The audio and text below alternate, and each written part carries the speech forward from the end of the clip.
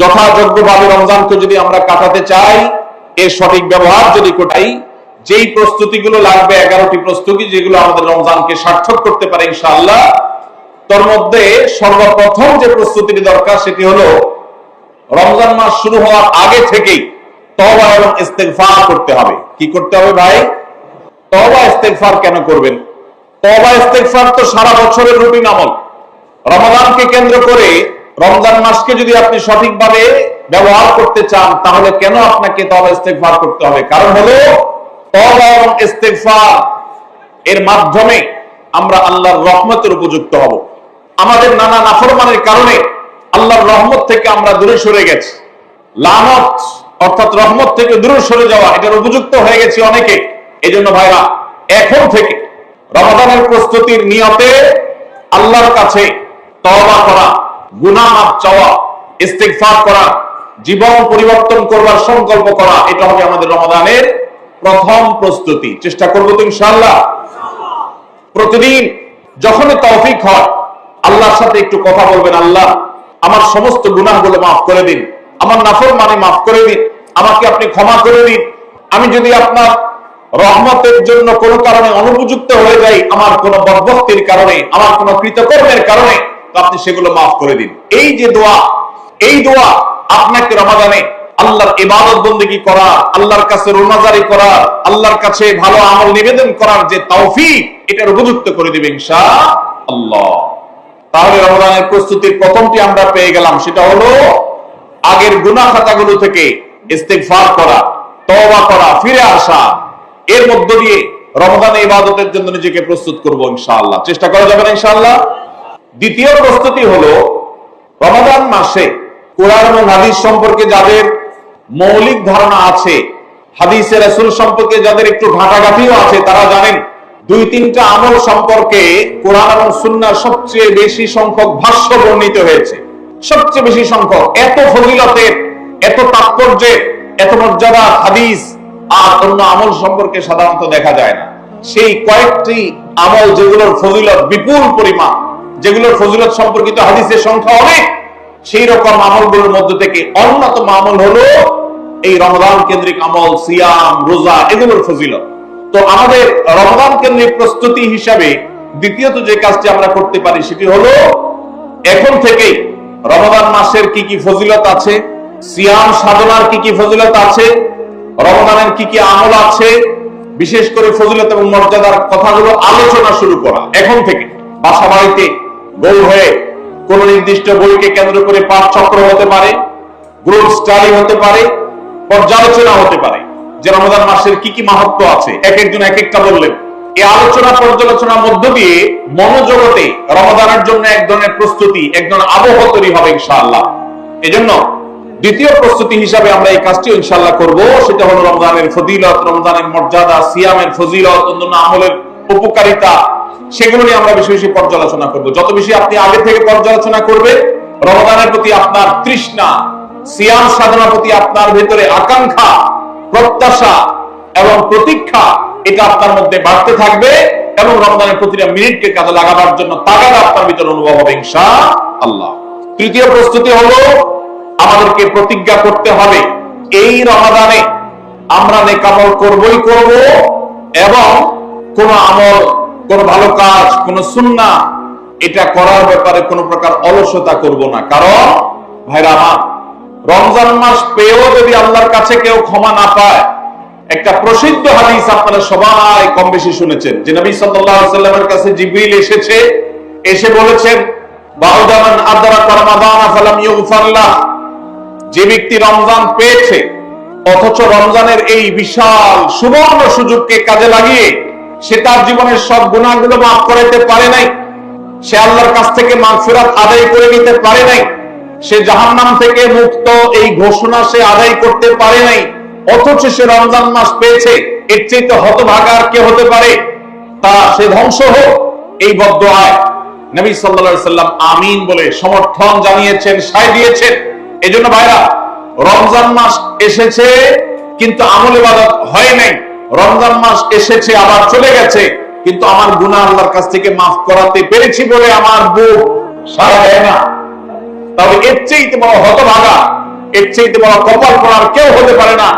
রমজানের আমল ইবাদত, রমজানের নেক আমল, রমজানের দোয়া, রমজান মাসের চোখের পানি ফেলা, এটা ভাইরা শুধুমাত্র নিজের প্রেরণার জায়গা থেকে শুধুমাত্র সওয়াব আহরণের জন্যই নয়।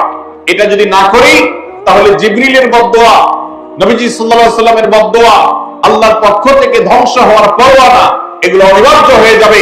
এই কথা চিন্তা করে এখন থেকে রমজান কেন্দ্রিক প্রস্তুতির অংশ হিসাবে আমাদেরকে প্রতিজ্ঞা করতে হবে, এইবারে রমজানের প্রতিটা দিন আমি আল্লাহর কাছে চোখের পানি ফেলে একটা নির্দিষ্ট সময় কান্নাকাটি করব, আমার গুনাহ খাতাগুলোকে মাফ করাবো, জাহান্নামীদের তালিকা আমার নাম যদি কোনো কারণে যে থাকে আমি এমন ভাবে গুনাহগারি করব, এমন ভাবে ইস্তেগফার করব, এমন ভাবে চোখের পানি ফেলবো, একান্তে নীরবে আল্লাহর সাথে কথা বলবো যেন আমার সমস্ত গুনাহগুলো মাফ হয়, জাহান্নামীদের তালিকা থেকে যেন আমার নাম কেটে যায়।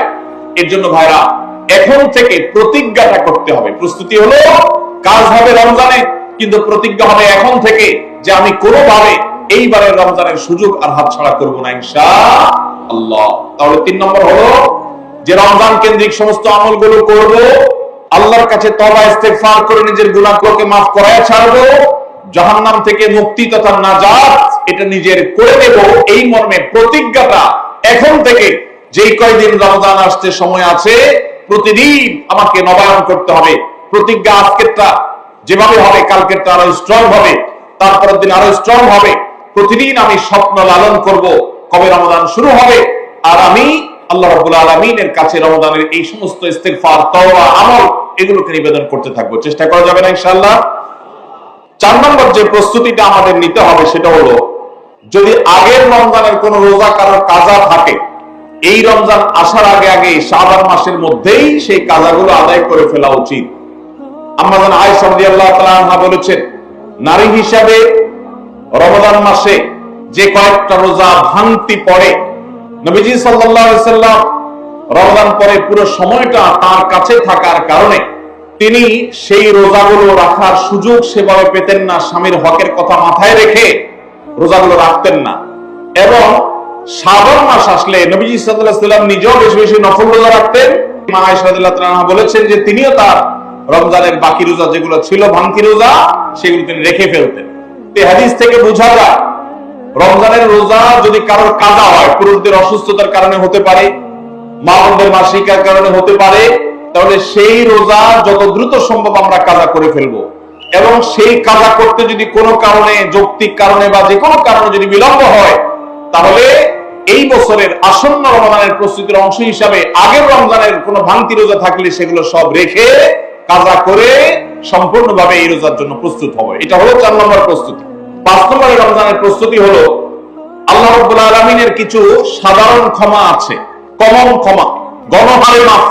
আল্লাহ তাআলার এই যে সাধারণ ক্ষমা, গণহারে মাফ, এই গণ ক্ষমার উপযুক্ততা নষ্ট করে দেয় দুটি জিনিস।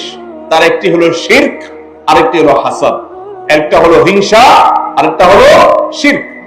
নবী করিম সাল্লাল্লাহু আলাইহি ওয়াসাল্লাম বিভিন্ন হাদিস থেকে আমরা জানি তিনি বলেছেন, আল্লাহ রাব্বুল আলামিন বিশেষ করে লাইলাতুন নিসফি মিন শাবানে যখন মানুষকে গণহারে ক্ষমা করেন, তখন 2 শ্রেণীর মানুষকে আল্লাহ তাআলা মাফ করেন না, ইল্লা লিল মুশরিকিন ওয়া মুশাহিন।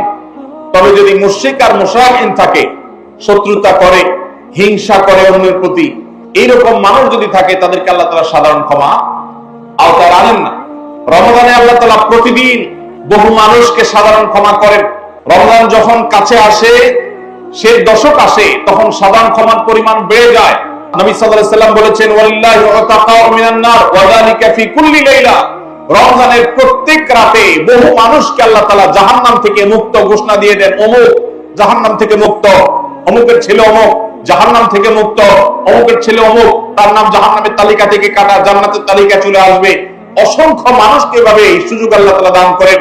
যারা শিরকে লিপ্ত, সেটা যেই কোনো ধরনের শিরক হোক, কবরকে যারা সিজদা করে, মাজারকে যারা পূজা করে, জীবিত মৃত মানুষকে যারা সিজদা করে, কবরে যারা প্রার্থনা করে, সেখানে যারা সন্তান চায়, ব্যবসার উন্নতি চায়, যত প্রকার শিরক আছে কবর কেন্দ্রিক এগুলাতে লিপ্ত হয়, অথবা এর বাইরে আরো যত রকমের শিরক গোটা দুনিয়াতে আছে, কোন প্রকার শিরকে যখন মানুষ লিপ্ত হয়, তখন এই ব্যক্তি আল্লাহ তাআলার সাধারণ ক্ষমার উপযুক্ত আর থাকে না।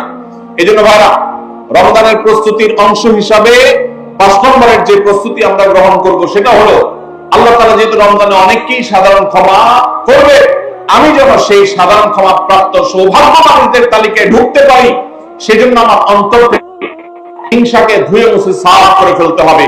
কোন মুসলমানের কল্যাণ দেখে আমার কষ্ট হবে না, কারোর ভালো দেখে আমার ভেতরে জ্বালা পড়া হবে না।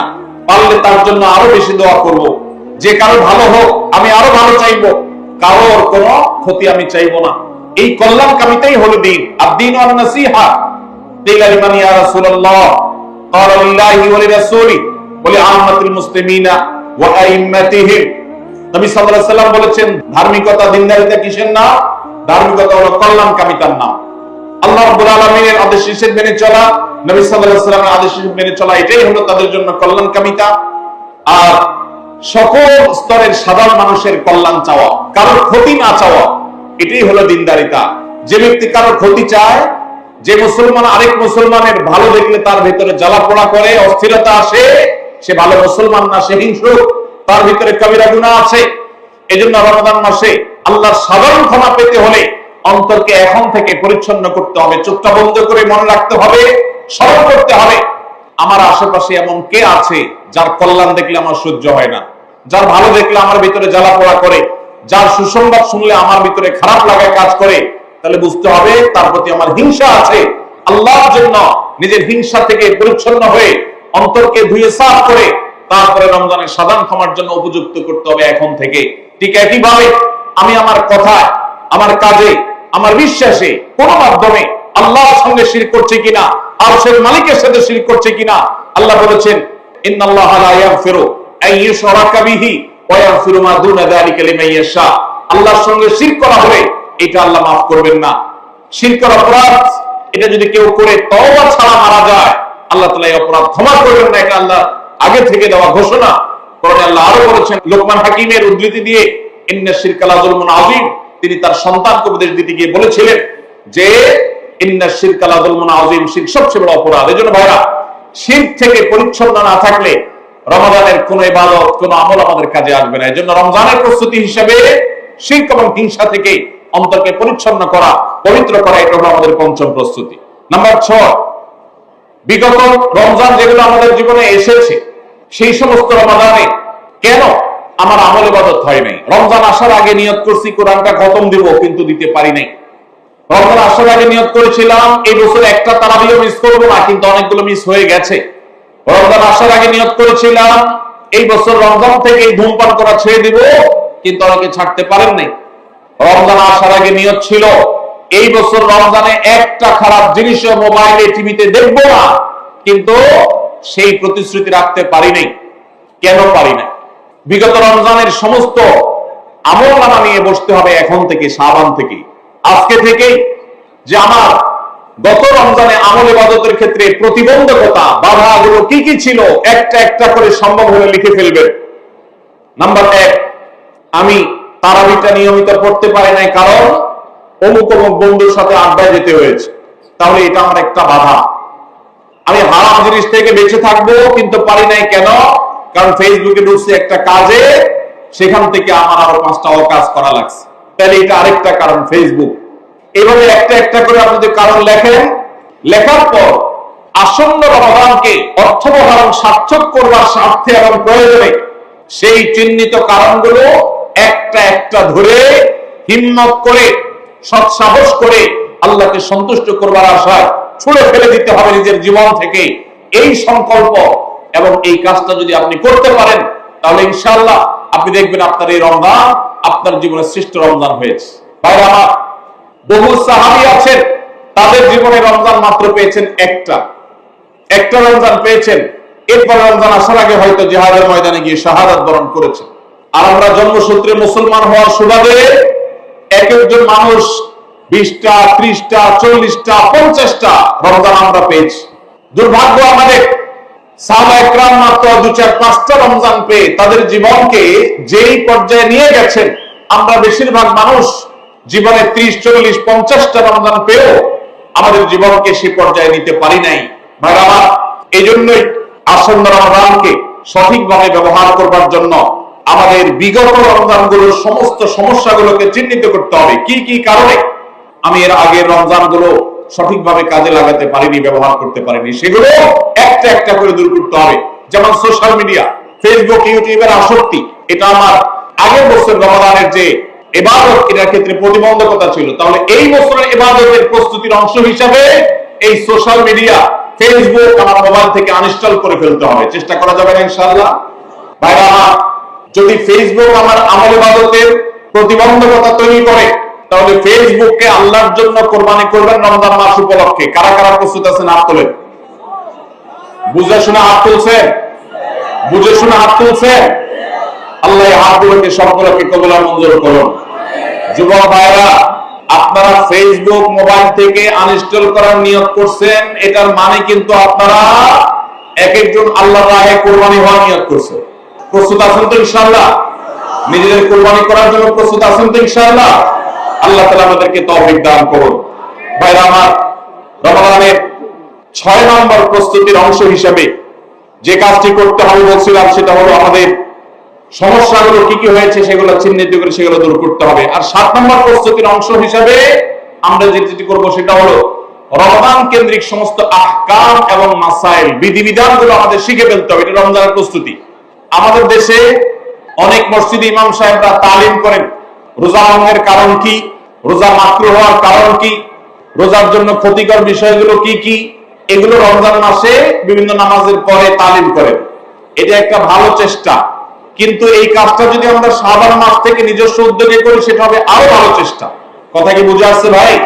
তাহলে রমজান আসার আগে থেকেই আমরা মাসাইলের তালিম, মাসাইলের শিক্ষা, জ্ঞান অর্জন, রমজানের বিধিবিধানগুলো আমরা জানার চেষ্টা করব। এটা হবে পার্ট অফ প্রিপারেশন ফর রমাদান। রমজানের জন্য প্রস্তুতির অংশ হিসাবে আমাদের এখন থেকে রমজান এবং সিয়ামের মাসাইলগুলো জানতে হবে। আল্লাহ আমাদের সবাইকে আমলের তৌফিক দান করুন। 8 নম্বর হলো রমজানে যে আমলগুলো করবেন এখন থেকে সেগুলোর ওয়ার্ম আপ এবং রিহার্সাল শুরু করে দিবেন, প্রস্তুতি শুরু করে দিবেন, চর্চা শুরু করে দিবেন। কারণ মানুষ দাঁড়ানো অবস্থায় হঠাৎ করে জোরে দৌড় দিতে পারে না। একটা গাড়ি সেটা দাঁড়ানো অবস্থায় হঠাৎ করে 100, 150, 110, 20 গতিতে চলতে পারে না। প্রথম 10, 20 হয়, এরপর 40, 60 হয়, এরপর আস্তে আস্তে 100 বা 110, 20 হয়। এই জন্য রমজান মাসে যদি আপনি বিপুল পরিমাণে ইবাদত করতে চান, অনেকে আছেন অপেক্ষা থাকেন রমজানের চাঁদ উঠলে সব শুরু করব। এদের দ্বারা জীবনে কিছুই হয় না। যারা আসলেই রমজানে কিছু করতে চায় তারা এখন থেকে শুরু করবে। রমজানে আমরা রোজা রাখবো, নবী সাল্লাল্লাহু আলাইহি ওয়াসাল্লাম শাবান থেকে নফল রোজা রাখার অভ্যাস শুরু করতেন। রমজানে আমরা দোয়া করব, এখন থেকে দোয়া রিহার্সাল শুরু করা, প্রস্তুতি শুরু করা। যে কোনো গুরুত্বপূর্ণ কাজের আগে মহড়া শুরু হয়, তারপরে মূল কাজ শুরু হয়। এই জন্য শাবান মাস থেকে আমাদের প্রস্তুতি চলতে হবে। চেষ্টা করা যাবে না ইনশাআল্লাহ? তাহলে 8 নম্বরের প্রস্তুতি হলো যে আমলগুলো রমজানে করব সেগুলোর রিহার্সাল, সেগুলোর প্রস্তুতি, ওয়ার্ম আপ এখন থেকে শুরু হবে। নাম্বার 9, রমজান মাসের দিন এবং রাত যেভাবে কাটাবেন তার জন্য একটা প্ল্যান করে ফেলবেন। সুন্দর করে একটা স্কেডিউল করে ফেলবেন, রুটিন করে ফেলবেন যে আমি কোরআন তেলাওয়াতটা কোন সময় করব। দিনের কোন সময়টাতে আমি কোরআন তেলাওয়াতের জন্য টাইম বরাদ্দ রাখলে সেটা মিস হবে না। হতে পারে ঘুমানোর আগে, হতে পারে ফজরের পরে। কোন টাইমটা আমার সবচেয়ে কোরআন তেলাওয়াতের জন্য নিরাপদ টাইম, সেটা আমি ফিক্স করব। এই ঠিক একই ভাবে আমি আল্লাহর কাছে রোনাজানের জন্য ভালো সময় কোনটা সেটা ঠিক করব। রমাদানকে অর্থবহ করবার জন্য আপনার প্ল্যান করতে হবে আগে থেকে, সেটা এখন থেকেই, যে আপনি কখন কোন কাজটা করবেন, কোন আমলটা করবেন, কোন ভালো কাজটা করবেন। এগুলো যদি আগে থেকে প্ল্যান হয়, দেখবেন কাজটা করা সহজ হয়েছে। নাম্বার 10, রমাদানের প্রস্তুতির অংশ হিসাবে চাঁদ দেখার চেষ্টা করতে হবে। চাঁদ দেখা, আজকাল চাঁদ দেখার আমলটা বিলুপ্ত হয়ে গেছে, অনেকটাই হারিয়ে যাচ্ছে। চাঁদ দেখা কমিটি ছাড়া সাধারণ মানুষ চাঁদ দেখতে আমরা ভুলে গেছি। আমরা চাঁদ দেখি কিন্তু ফেসবুকে, আকাশে না। চাঁদ কি ফেসবুকে দেখবেন না আকাশে দেখবেন? নবীজি বলেছেন সুমু লিরুইয়াতিহি ওয়া আফতিরু লিরুইয়াতিহি, তোমরা রোজা রাখো চাঁদ দেখে, আবার ঈদও করো চাঁদ দেখে। এই জন্য 29শে শাবান পশ্চিম আকাশে চাঁদ খোঁজার চেষ্টা করবেন সন্ধ্যার সময়। চেষ্টা করবেন না ইনশাআল্লাহ? চেষ্টা করে যদি চাঁদ দেখতে নাও পারেন তারপর আপনি সওয়াব পাবেন। আর যদি চাঁদ দেখেন তাহলে দোয়া করবেন আল্লাহুম্মা আহিল্লাহু আলাইনা বিল ইয়ুমনি ওয়াল ঈমান ওয়াস সালামাতি ওয়াল ইসলাম রাব্বি ওয়া রাব্বুকাল্লাহ। হে আল্লাহ, এই চাঁদকে আপনি বরকত এবং ঈমান দিয়ে আমার জন্য পরিপূর্ণ করে দিন। এই মাস আমার জন্য নিরাপদ এবং ইসলাম দিয়ে পরিপূর্ণ করে দিন। এই চাঁদ তোমার আমার পালন করতে একজন আল্লাহ। অতএব এই চাঁদ দেখার চেষ্টা করবো, এটাও রমাদানের প্রিপারেশন, রমাদানের প্রস্তুতির অংশ। 11 নম্বর হলো আল্লাহর কাছে ভাই চোখের পানি ফেলে এখন থেকে দোয়া করবো, আল্লাহ এই যে রমজান আসছে এটা যেন আমার জন্য লাইফ চেঞ্জিং হয়, এটা যেন আমার জীবন পরিবর্তনকারী হয়, এটা যেন আমাকে মুত্তাকি বানিয়ে ছাড়ে, এটা যেন আমাকে নেকামল ওয়ালা বানিয়ে দেয়, এটা যেন আমার জীবনে বিশাল বড় অ্যাচিভমেন্ট এনে দেয়, এটা যেন আমাকে মাগফিরাত পাইয়ে দেয়, এটা যেন আমাকে নাজাত পাইয়ে দেয়, এটা যেন আমাকে জান্নাতের উপযুক্ত করে। এই রমজান যেন আমাকে জাহান্নামের তালিকা থেকে আমার নামকে কাটানোর নিশ্চয়তা এনে দেয়। সেইভাবে রমজানকে কাটাবার জন্য আপনি তৌফিক দান করুন। এখন থেকে আল্লাহর কাছে এই বরাদ্দ আদায় করতে হবে, চেয়ে নিতে হবে এবং সেটার জন্য দোয়া করতে হবে। এই দোয়াটা হলো একাদশ এবং সর্বশেষ প্রস্তুতি। চেষ্টা করা যাবে না ইনশাআল্লাহ?